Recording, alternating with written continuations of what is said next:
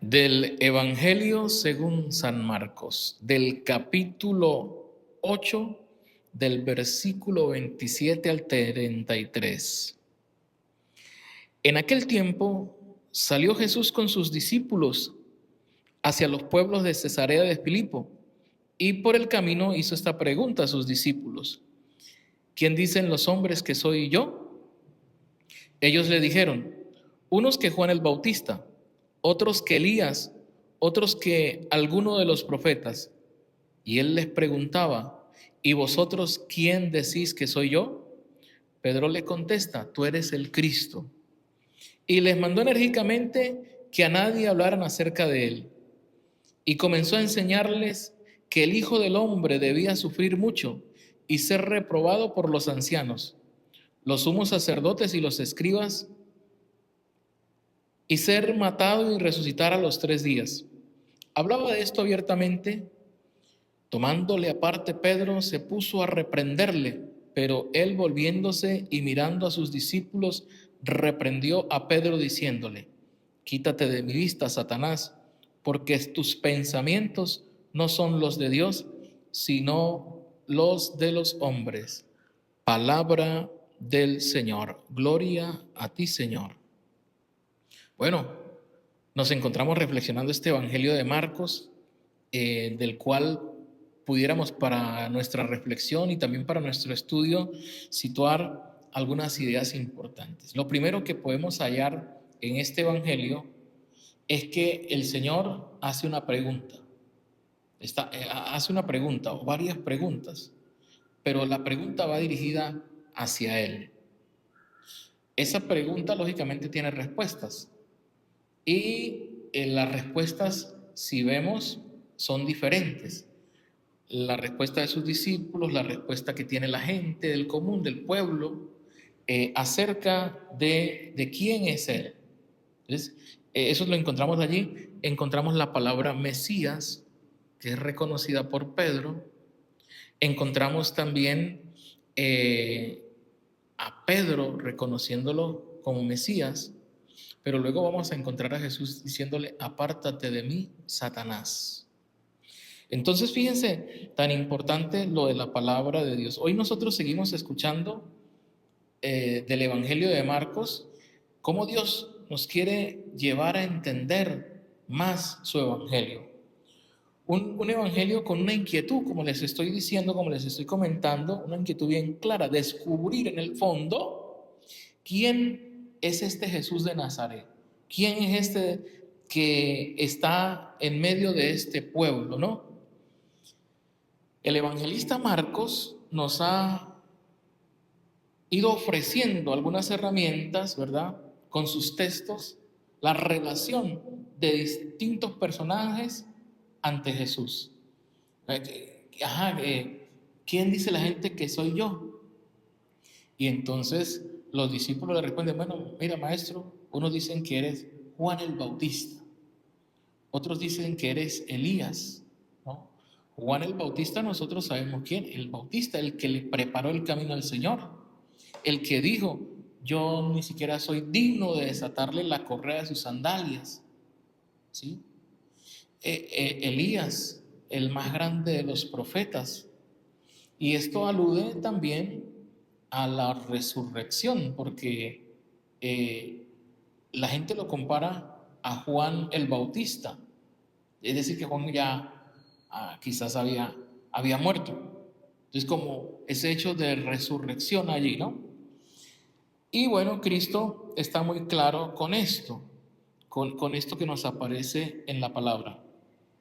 Fíjense que los enfermos, los discípulos de Jesús, los escribas y fariseos, estaban en ese tiempo de Cristo, y muchos de ellos fueron curados, muchos de ellos fueron perdonados. A muchos de ellos se les explicó y se les enseñó muy bien las escrituras y se les mostró, pero muchos de ellos, a pesar de que habían visto sus milagros, a pesar de que habían visto la mano de Dios en ellos, no le reconocieron como tal, es decir, como el Mesías.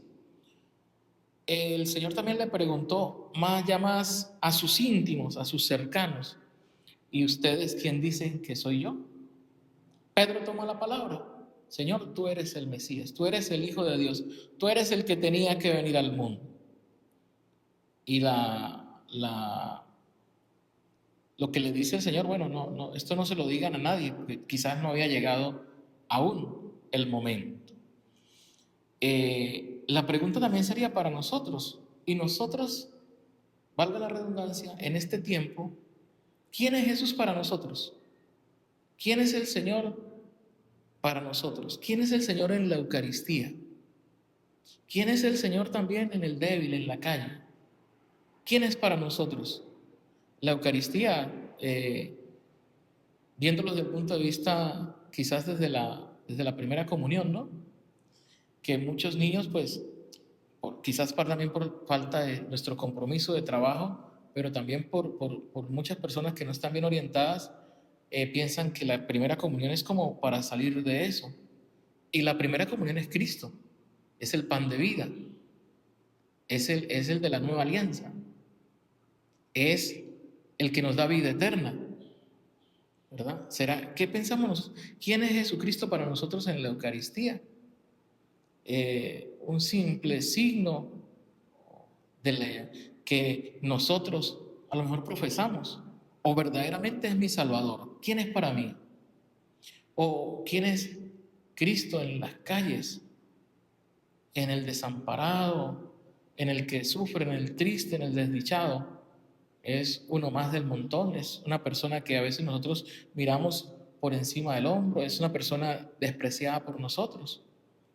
Pero recuerden lo que nos dice la Sagrada Escritura: lo que hagan con uno de esos pequeños, con uno de esos menos desprotegidos, con esos vulnerables, también lo estarán haciendo conmigo. ¿Quién es Cristo? ¿Quién es Jesús para mí como sacerdote? ¿Quién es Jesús para mí como fiel de la iglesia, como discípulo, como de quien forma un grupo de apostolado, como quien da catequesis? ¿Quién es Jesús para mí? Y ojalá que lo podamos identificar como el Salvador, como el camino, como la verdad, como la vida, como aquel que nos lleva al Padre.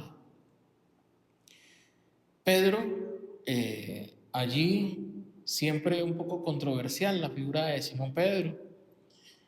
Él es el que reconoce que es el Mesías, pero no está muy claro, porque trata de disuadir al Señor, trata de desviarle del camino. Y el Señor lo regaña y le dice: apártate de mí, Satanás. Es decir, con los labios lo proclama, pero como que no está muy convencido de que Él es el Mesías. Porque si lo supiera, si lo hubiese sabido en ese momento, pues sencillamente lo deja tranquilo. Bueno, vamos a ayudarle a que cumpla la voluntad del Padre. Pero no quiere que haga otra cosa, y por eso el Señor le dice: apártate de mí, Satanás, porque no estás pensando como Dios, sino como los hombres. Y ahí viene esa pregunta también para nosotros, para mí como sacerdote, para ti que me estás viendo por este medio, por esta red.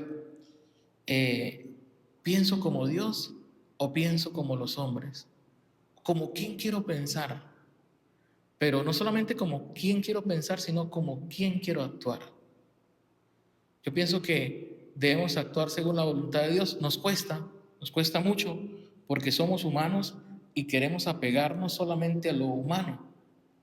Pero Dios nos presenta de una u otra manera algo más sublime, algo más hermoso, algo más grande, que son las cosas de Dios, son las cosas celestiales, son las cosas que nos acercan también como hermanos. La dignidad de los hijos de Dios, el amor de Dios. Entonces, pensemos como Dios antes de pensar como los hombres.